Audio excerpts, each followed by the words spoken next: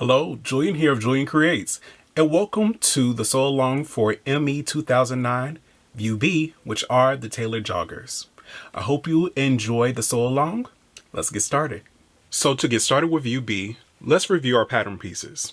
First, we have pattern piece 10, which is our leg front. You will need 2 of these cut out of your fabric.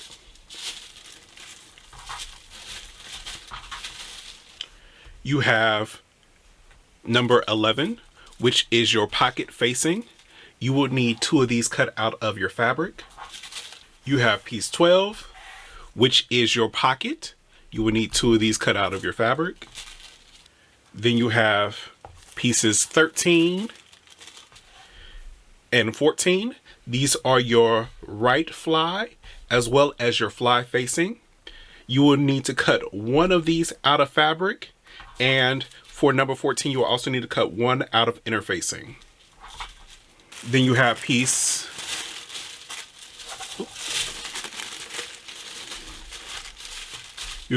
15, which is your back of your pants. You will need 2 of these cut out of your fabric. Then you will need piece 16, which is your welts. You will need to cut 2 as well as cut 2 out of interfacing. Then you will need piece number 17, which is your back pocket. You will need to cut 2 of these.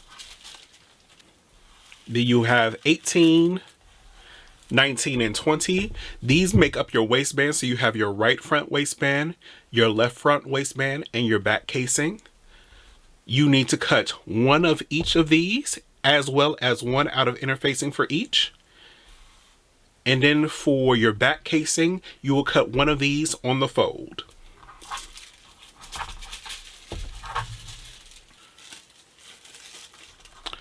Lastly, you need piece 21, which is your guide for your elastic.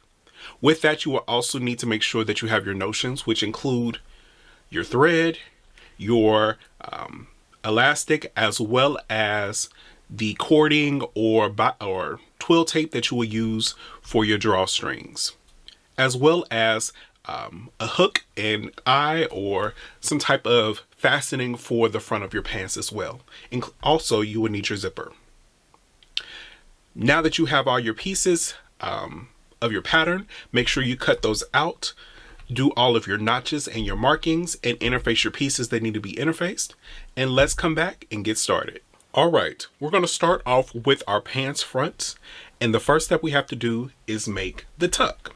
So if you're looking at the pattern piece, there is a horizontal line that goes all the way down the pattern, which notifies where the tuck is supposed to be. The way that I kind of indicate that on my actual fabric is I decide to make small little notches right where I want the tuck. So I'll do 1 at the top as well as 1 at the bottom. This just helps to make sure that when it goes time to fold it, I kind of make sure that I am able to get a pretty straight line of where that tuck is supposed to land. So now once you do that, what I would do is I would take this over to my iron and press it so that I'm making sure that I'm getting a good straight edge. Then you are going to sew it at a scant 1/8 of an inch.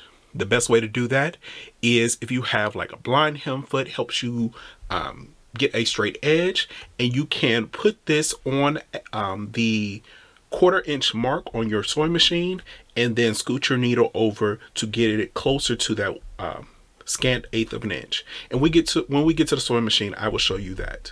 But we are going to do this to both pants fronts. So now that I'm over at my sewing machine, I'm using my regular foot, and I also have scooted my needle over just 2 notches, and I'm going to use my 1/4 inch mark on my machine. And if you have like a walking foot or dual feed, this is an excellent time to use it, but it's not necessary. I'm going to start at the bottom of my piece of my pants leg and work my way up.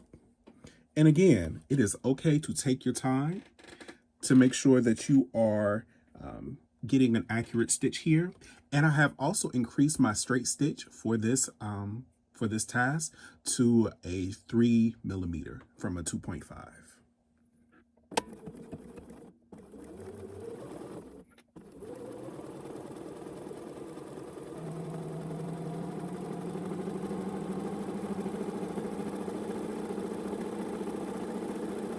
And sometimes, you kind of got to stop, make sure that your piece is where you want it to be, readjust, and keep on going.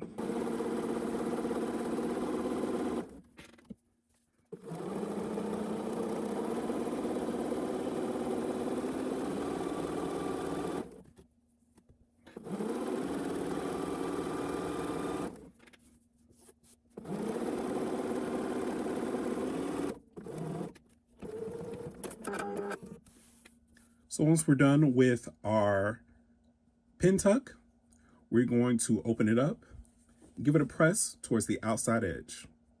And then we're going to do the same for the other pant leg as well. All right, so now that we have finished our pin tuck on the front and also press that seam towards the outside leg, we're now going to take our pocket facing, which is piece 11, and match it up to where the pocket goes on the front piece, matching all of our notches here. Then we're going to take it to our sewing machine and sew between the dots, so between the small dot to the large dot. Once you are done doing that, you can go ahead and trim the seam, clipping here at the large dot. So now that I have gone ahead and sewn on my pocket facing, I've gone ahead and trimmed the seam and clipped at the large dot. Now what I'm going to do after pressing it is I'm going to top stitch this edge and do it on the other side as well. So now that we have done our top stitching, we're now going to attach our pocket piece. To do so, we can turn our garment over here, and we're going to attach our pocket piece, matching up all the raw edges around the pocket. There we go. So whereas on the front side, we can see that it also matches up at the dots. So what you are then going to do is you're going to sew around the edge of the pocket. You can use just your regular sewing machine, or you can serge around the edge of the pocket. And once you have done that, go ahead and baste down the sides and the top of the pocket, combining both pieces. All right, so now that we've done our front pockets, it's now time to start working on our front fly. This pattern is a little different because it does have a fully functional front fly with a zipper. Not something that you often see in men's knit pants patterns, at least. So to get started, what we're going to do on both sides, you are going to make sure that you have marked all of your dots. And at your large dot here, you're going to sew about an inch up, an inch down, just to reinforce it. And then once you have done that, you're going to clip to the dot. All right, so now that you have reinforced that large dot point, what you're going to do is you're going to take the fly facing, which is number 14, and you're going to make sure that you finish that raw curved edge. I use my serger, but you can definitely zigzag it. You can use bias binding. You can turn it over and stitch it down, but you want to make sure that you finish that edge. And then what we're going to do is we're going to match up our notches along that side. And this is going to be on the side that's going to be facing left of your pants. And you're going to stitch down to that large dot. And I've marked it on both pieces, and I'll make sure to mark it on the back as well before I sew it down.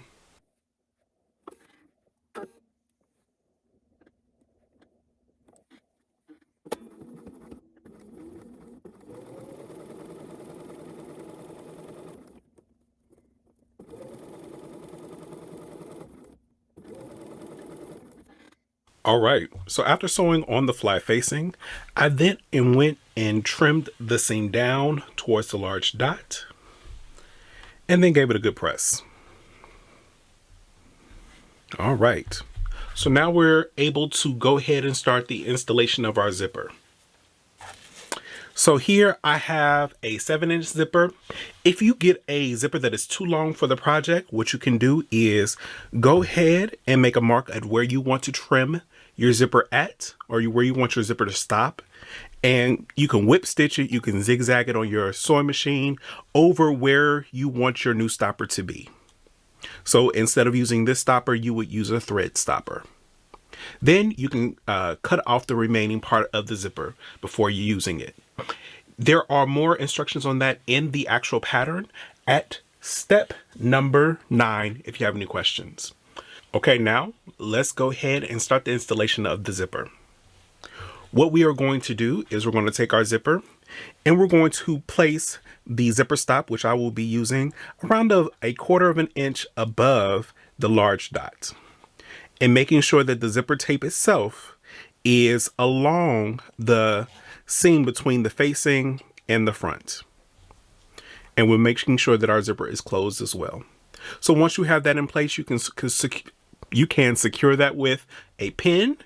And then what we're going to do is we're going to take it to our sewing machine, and with our zipper foot, we're going to stitch along this left edge. So the side facing the left of your body.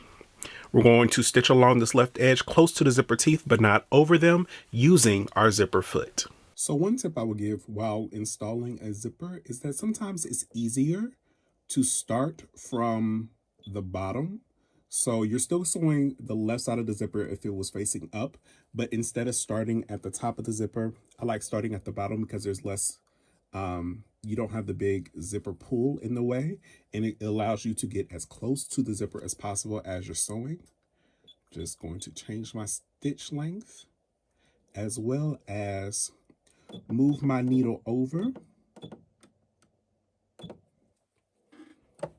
so that I'm making sure that I'm getting as close to the zipper teeth as possible without going through them or messing up my machine by going over any type of metal where I could break the needle.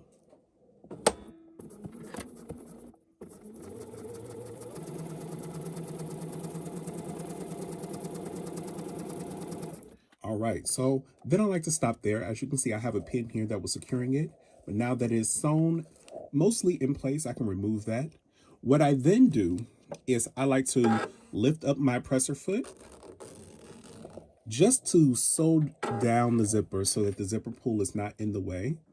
And while keeping it straight, I like to go ahead and complete sewing up the zipper on this one side.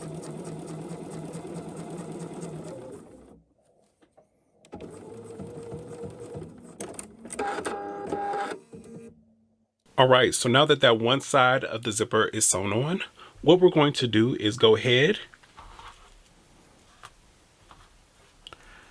is fold that back in place. You want to make sure that you're giving this edge a press.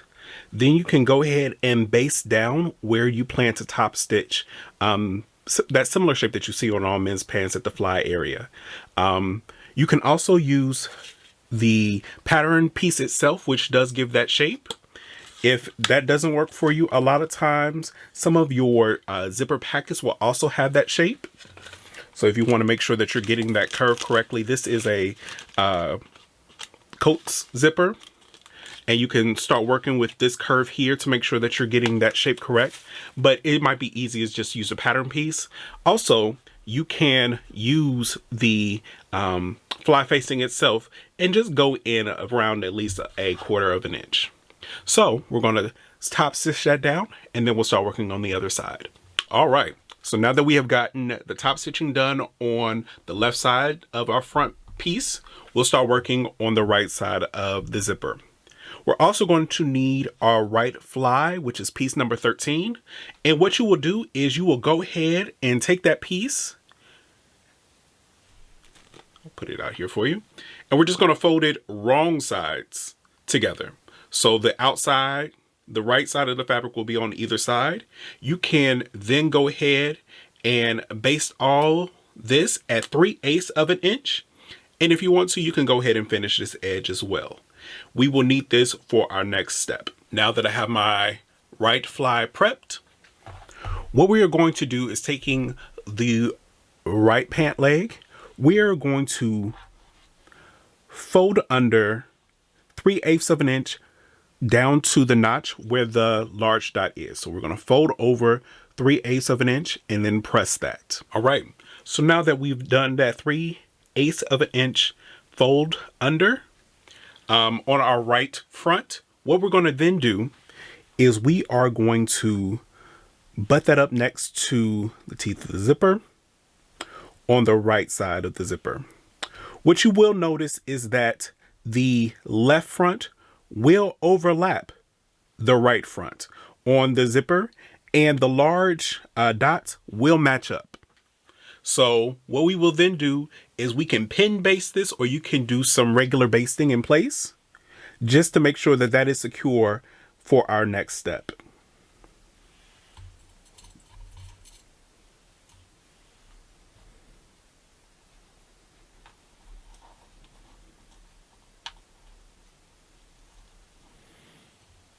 A couple of pins here.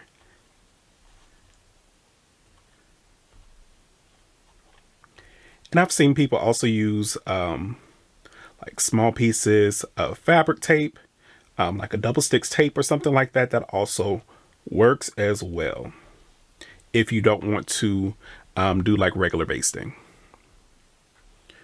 All right. So now that those are in place, we will then take our right fly,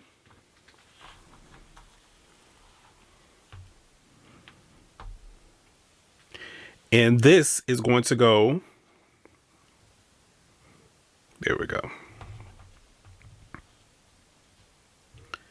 This is going to go right along the edge that you folded of the front, right along that edge, so that when we go ahead and top stitch this down using our zipper foot, we're catching everything in one go. And we are just going to use our zipper foot and go all along there, along the teeth, catching both the front as well as the fly.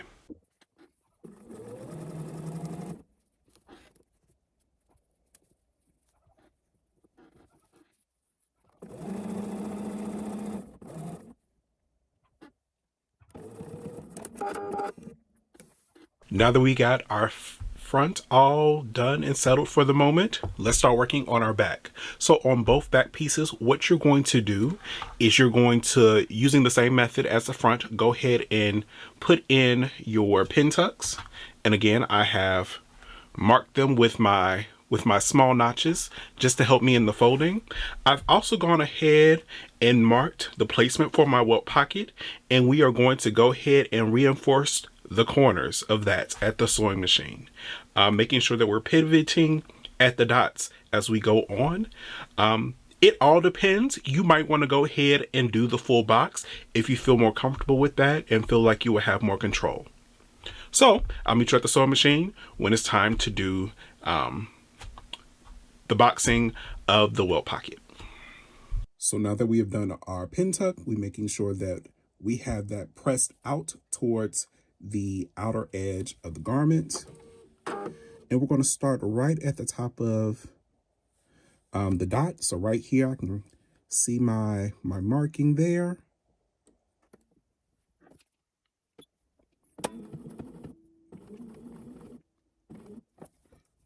And then once you get to the other dot, that's where you want to sink your needle down and pivot.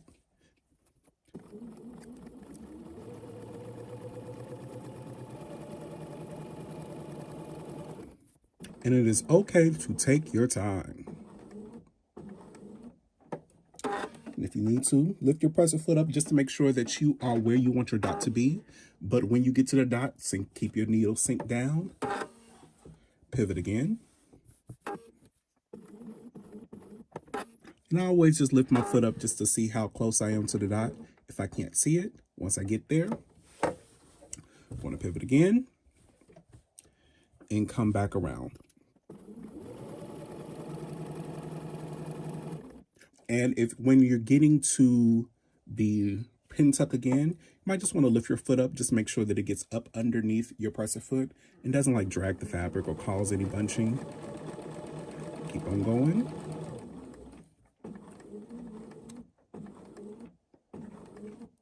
We're going to start right where we started.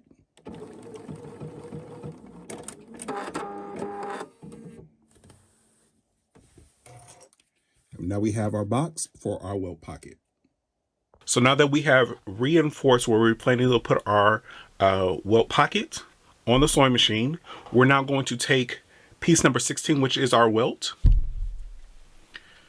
and we are going to fold it wrong sides together, and we're going to stitch along the line to the dots on either side and stitch along the open edge at 3/8 of an inch seam allowance. Once we have done that, we're going to press it and then trim down that seam allowance to 1/4. All right, so now that we have our welt stitch, what we're going to do, we're going to take our welt and place it along like this stitch, the stitching line of the welt to the stitching line of the box we created on the pant. And we're going to base that in place to hold it there. It is important that you do some type of holding of this piece there, just so that we can keep everything in place when we stitch it down.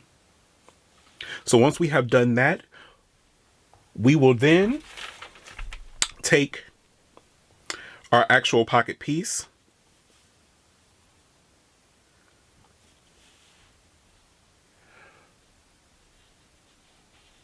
and we will place that on top of that stitching line. So we're making sure that we have the pants piece, the welt, and then on the stitching line, the actual pocket piece. So then we will pin that together and stitch between the dots of the welt piece itself. Now, one way that I like to do this is I find it easier if I sew from the back side. So here I used a contrasting color for my box that I did on my pair of pants.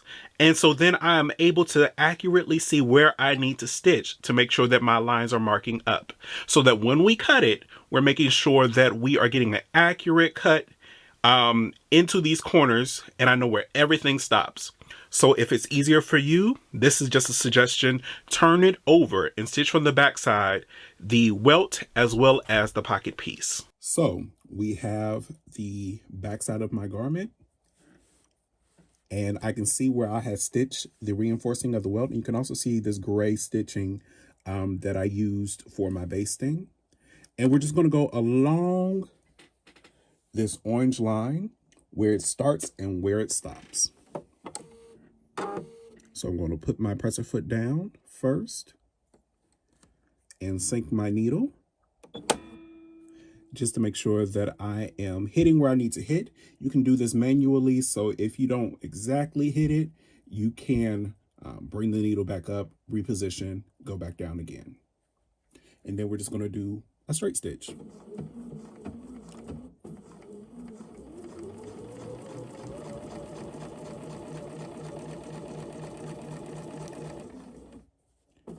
And again, take your time if you need to. No need to rush.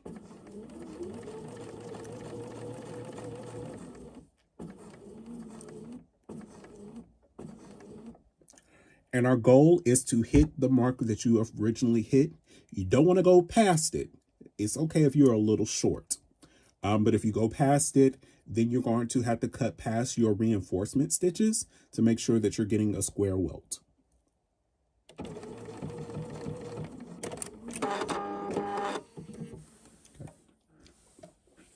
And now my line of stitching is done and I can remove my basting. All right, so now that my pocket piece, my welt are sewn on, I like to cut open my welt from the back. So what we're gonna do is making sure that we do not cut into the welt itself, or the pocket actually. We're gonna just take a small clip in the center. Now, we have to open this up, and when we open this up, the top piece is gonna have to come up as well.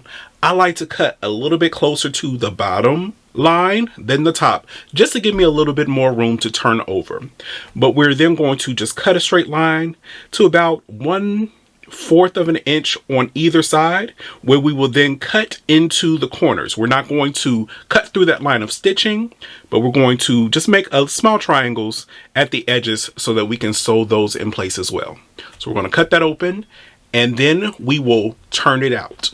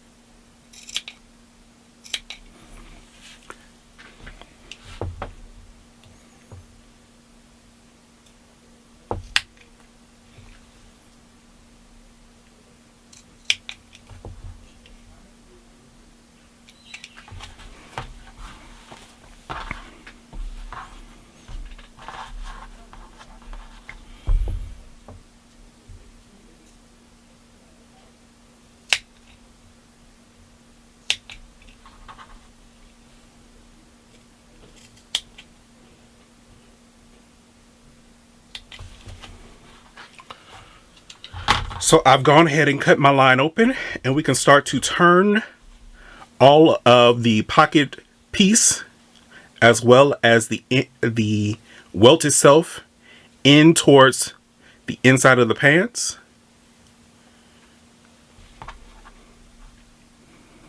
There we go. And we're going to go over to our sewing machine and give this all a good press. All right, so now that we have the front part of our welt done and it's pressed, what we are now going to do is take our pocket bag right there. We're going to fold it up to the top there. There we go. Make sure that the top of the pocket bag is meeting up to the top of your pants. And we're going to go to our sewing machine and sew down the top of our welt cut to the pocket bag itself. Once we have done that, the small triangles at the sides, we want to make sure that we're straightening our pocket out. We will go ahead and secure those down as well on either side. So because especially on this top edge, I want to make sure that I am getting as close to the top of the welt without going through the welt as possible to help ensure that my pockets don't gape open. I'm going to use my zipper foot to help me get as close as possible without hitting the welt itself.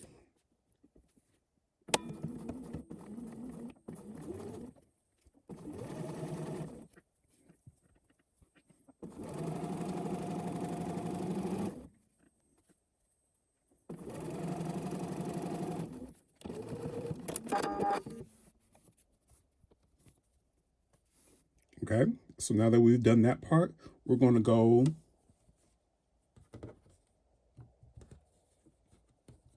and make sure that we're also getting these corners as well.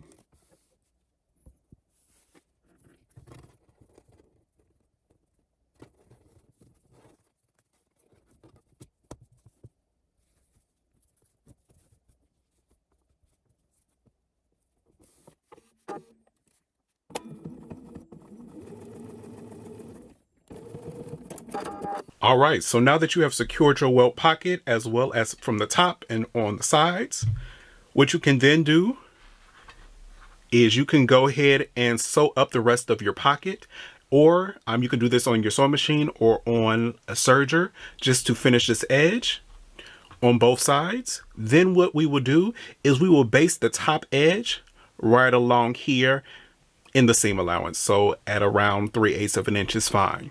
Now, one of the things around these pockets, because this is a knit, sometimes we all can worry about a pocket that looks like it's in agony. So it looks like the pocket is gaping and it just looks like a big old hole when you're wearing your garment.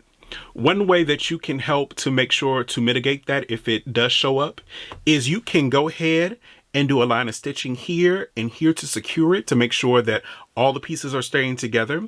Another way, if that doesn't even help, you can also go ahead and do a line of top stitching along here, literally maybe like a 1/16 of an inch, almost like you're stitching in the ditch, just to hold everything in place correctly, to make sure that your pocket does not have any additional gaping. So those are just a few tips that you can use, but what I'm about to do is I'm going to go ahead and serge the size of my pocket, base the top, and then we're ready to start putting these pants together. All right. So now that the fronts and the backs of our pants are done, what we're going to do is we are going to stitch both pants legs together. So stitch the front and the back together at the inner leg seam. Now here, you can use just your regular stitch. You can decide to finish this first. So finish the edge like with a serger or something like that. You can finish the edge through pinking shears, or you can serge it together. It depends on you, but you'll be using a 5/8 inch seam allowance.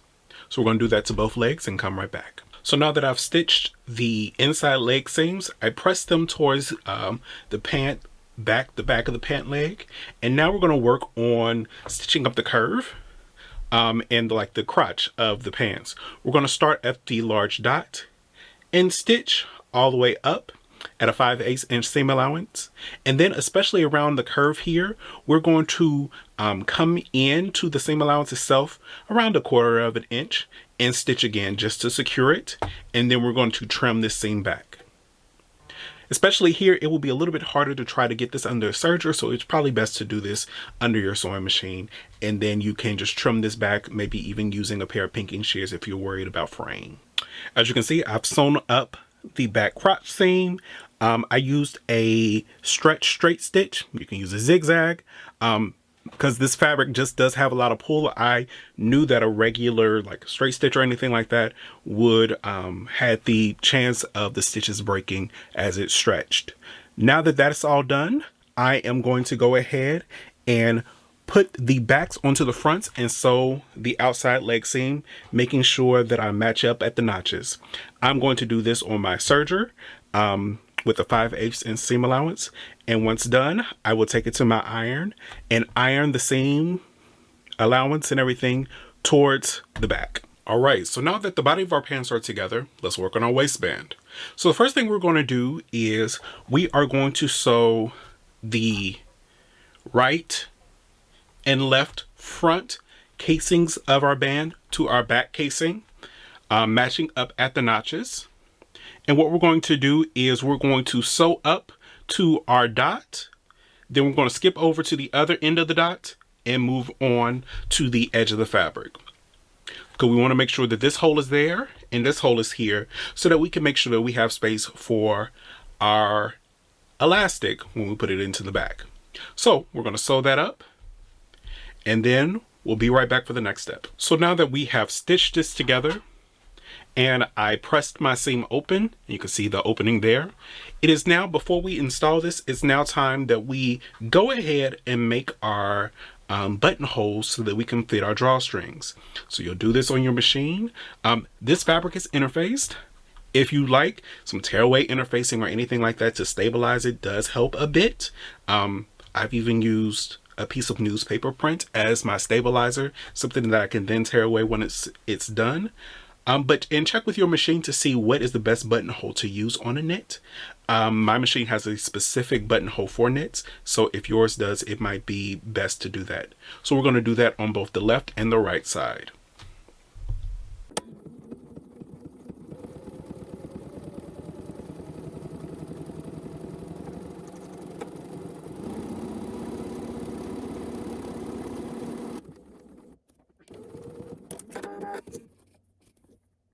So once I completed the buttonholes, I went ahead and opened them up.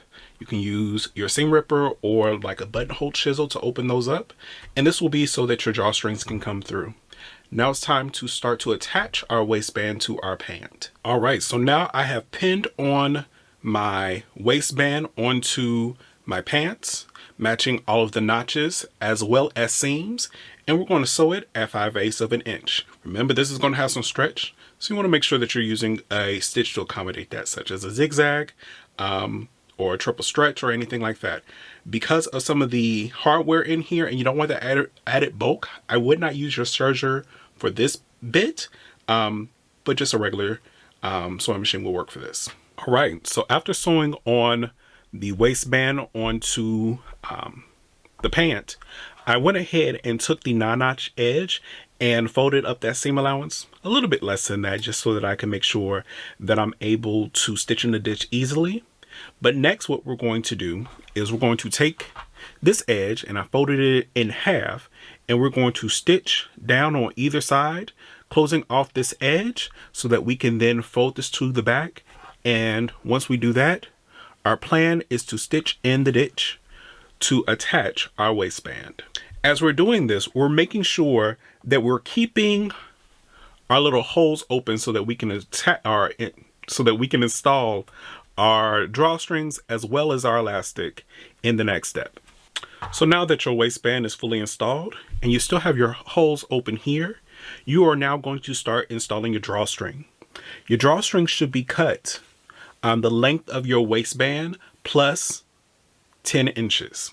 I'm using a 5/8 inch twill tape. That's the wood I could find, but a regular like drawstring cord or anything like that is fine. You're going to take a safety pin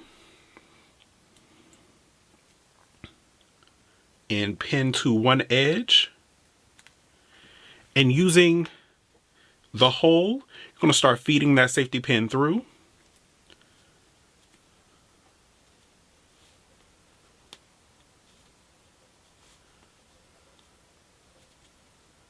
And luckily, it's not a long cord, so it shouldn't take you too long.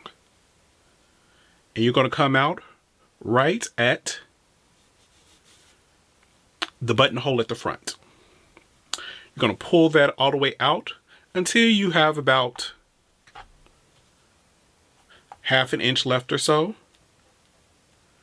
And you're going to place that into the hole where you can pin it and then baste it from the front in the ditch, making sure you don't close that hole, because we also need that hole to install the elastic. What I would suggest right now is just to go ahead and put a pin through it, just so that you don't risk closing this hole up. And you will do that to both sides.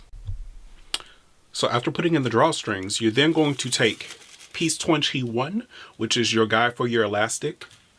Use that to measure and cut your elastic. I'm using 1 inch non-roll elastic. And you're going to take a safety pin using the same hole and put it into the back casing channel. Once you have put it in there, you want to make sure that it's extending around 5/8 on either side into the piece, so that when we sew these down, we're making sure we're catching the elastic and the drawstrings as well. Once we have done that, we're going to hand stitch both sides of these clothes and go on to finishing the pants. So lastly, to finish off your pants, you're going to attach a hook and eye closure on the front to make sure that it's being held up, and you will just hand stitch that on, as well as hem the bottoms, where you can take the lower edge, press it in a quarter, and then roll it up at least around another 5/8 or so, or depending on how much you need to hem the pants. If you don't even want to do that, you can also go ahead and insert this edge and just fold over and then top stitch. It's all up to you. But with that, you are done with view B of Me 2009. And there you have it. Now you have completed ME 2009 View B, the Tailored Joggers. I hope you enjoyed the sewing experience with this pattern. Please, please, please share your makes. Would love to see them. Feel free to hashtag Know Me Patterns, as well as hashtag ME 2009, or you can even hashtag Julian Creates. I would love to see what you make. And feel free to also reach out on social media at Julian Creates if you have any questions or any concerns as you're sewing through the pattern. I hope you enjoy and keep creating.